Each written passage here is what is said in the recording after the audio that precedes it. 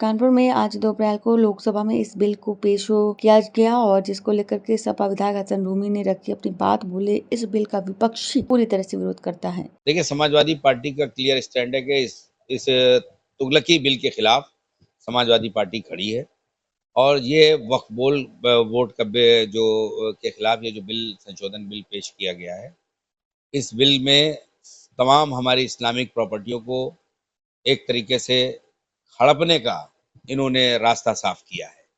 और इस वक्फ बोर्ड के बिल में जो हमारे पूर्वजों की गाढ़ी कमाई के माध्यम से खरीदी हुई ज़मीनें अपने रिलीजन, अपने इस्लाम को फॉलो करते हुए उस पर्पस को पूरा करने के लिए उस ज़मीनों को वक्फ किया गया था, ये उस पर भी उसके खिलाफ है ये बिल। हमारे पूर्वजों ने तमाम ज़मीनें कब्रिस्तानों के लिए, शिक्षण संस्थानों के लिए, दरगाहों के लिए, मस्जिदों के लिए इसमें वक्फ की थी। यदि इसमें कोई अनियमितता हो रही तो सरकार उस अनियमितता को दूर करने वाला कोई संशोधन ले आती। उसको सब समय समय पर इसके संशोधन हुए हैं। 95 में संशोधन हुआ और उसके अलावा भी कई बार इसके संशोधन हुए। इस बिल में संशोधन हो सकते थे। अब उस संशोधन ऐसे होते जिसमें बिल का स्वरूप न बिगड़ता, तो किसी को कोई विरोध नहीं था। भाई, विपक्ष की भूमिका यह है कि इस बिल में हम लोगों ने हमारे पार्टी के सारे सांसदों ने जंतर मंतर में हमारे धर्म गुरुओं के आह्वान पर और हमारे धर्म गुरुओं ने संसद के आह्वान पर, सब पार्टियों के आह्वान पर एक दूसरे का साथ दिया। इस्लामिक धर्म गुरु जितने भी हैं, अब वक्फ बोर्ड में इन्होंने क्या किया कि इसको एक समान कर दिया। वक्फ में देखिए, शिया वक्फ बोर्ड अलग था, सुन्नी वक्फ बोर्ड अलग था। शिया वक्फ बोर्ड की शिया परंपराओं को जिंदा रखने के लिए उनकी जमीनों का इस्तेमाल किया जाता था, उनकी जायदाद का इस्तेमाल किया जाता था और ये संविधान के अंतर्गत बना था। सुन्नी वक्फ बोर्ड भी संविधान के अंतर्गत बना था। सब लोग अपने अपने धर्म को, अपने अपने मसलक को फॉलो करने के लिए अपने पूर्वजों की जमीनों को जो वक्फ की गई थी उसकी देख रेख करते थे, उसमें मुतवल्ली अपॉइंट होते थे। तो अब इस वक्फ बोर्ड के बिल में इन्होंने नई प्रथा शुरू कर दी। इन्होंने शुरू कर दिया कि डीएम होगा, जिलाधिकारी होगा, सांसद होंगे और 2 महिलाएं होंगी, नॉन मुस्लिम होंगे। जब शिया के वक्फ बोर्ड में सुन्नी नहीं जा सकता और सुन्नी के वक्फ बोर्ड में शिया नहीं जा सकता, दोनों मुस्लिम हैं, तो इसका कोई पर्पस था। विदाउट पर्पस ये 2 वक्फ बोर्ड अलग नहीं बने थे। तो ये पर्पस को सबको खत्म कर रहे हैं। किसी नॉन मुस्लिम ने ये डिमांड नहीं की कि हमें मुस्लिम वक्फ बोर्ड में शामिल किया जाए।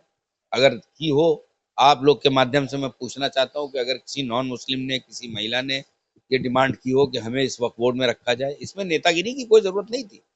ये नेतागिरी जैसी बात हो रही है, इसमें राजनीतिकरण ना होना चाहिए। इसका वक्फ बोर्ड इस्लामिक और रिलीजियस पर्पस के लिए था। इसकी टोटल राजनीतिकरण किया जा रहा है कि भाई वो महिलाओं को भी तो होना चाहिए, भाई वो नॉन मुस्लिम को भी होना चाहिए। क्या आपने कभी सुना है कि किसी मुसलमान ने कहा कि हमें मंदिर के ट्रस्ट में रखा जाए? न किसी नॉन मुस्लिम ने कहा है कि हमें मुस्लिम वक्फ बोर्ड में रखा जाए। तो ये टोटल राजनीतिकरण हो रहा है। इस राजनीतिकरण के बिल के खिलाफ समाजवादी पार्टी और तमाम एनडीए के घटक, इंडिया गठबंधन के लोग इस वक्फ बोर्ड के बिल के खिलाफ हैं और हम लोगों को जहां जरूरत पड़ेगी, हमारी पार्टी जो आह्वान करेगी, हम लगातार इसका विरोध हर स्तर पर करेंगे। चाहे अदालत का दरवाजा खटखटाना पड़े, चाहे हमें सड़कों पर उतरना पड़े। हम लोग लोकतांत्रिक और संवैधानिक तरीके से जो हमको अधिकार प्राप्त है, हम उन सारे अधिकारों का प्रयोग करेंगे और इस बिल का पुरजोर विरोध करेंगे, क्योंकि ये बिल हम लोग की प्रॉपर्टी को हड़पने पर की तैयारी है और इस तैयारी को हम कभी भी पूरा नहीं होने देंगे। इस बिल का विरोध समाजवादी पार्टी कर ही रही है और मुझे लगता है उनकी विचारधारा के तमाम इंडिया गठबंधन के लोग इस बिल के खिलाफ हैं।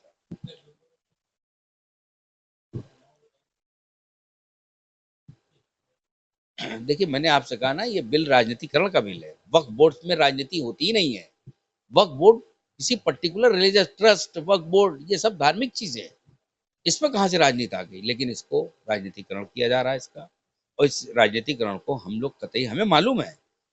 हमारे पत्रकार साथी ने सवाल किया कि 2027 की तैयारी तो नहीं है ये।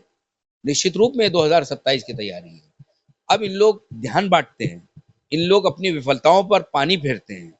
इन लोगों को मालूम है कि हम लोग 15 लाख रुपए नहीं दे पाए, 1.5 करोड़ जॉब नहीं दे पाए, महंगाई पे कंट्रोल कर नहीं पाए, डेवलपमेंट की गुणवत्ता जिसमें कमीशनखोरी हो रही है, उस पे लगाम लगा नहीं पाए, जीएसटी की जटिलता को सरल कर नहीं पाए, व्यापारी भी इनके खिलाफ है, छात्र इनके खिलाफ है, विश्वविद्यालयों में जिस तरीके से इन लोग प्राइवेट यूनिवर्सिटियों का बढ़ावा करके अपने अपने द्वारा अपॉइंट किए गए वीसी हैं, उनको जिस तरीके से मनमानी हो रही है, इन तमाम जन विरोधी नीतियों के खिलाफ आवाज बुलंद हो, इसका डर है। उनको ध्यान बांटने के लिए इससे अच्छा कोई और सामान नहीं लगा।